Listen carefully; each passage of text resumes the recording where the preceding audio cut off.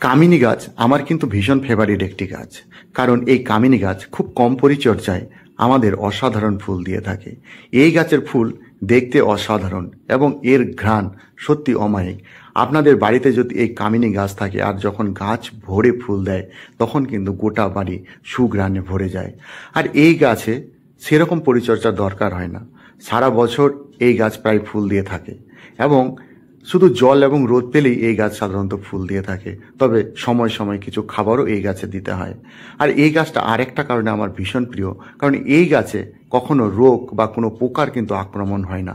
এই গাছ ভীষণ স্ট্রং, এর ইমিউনিটি ভীষণ শক্তিশালী।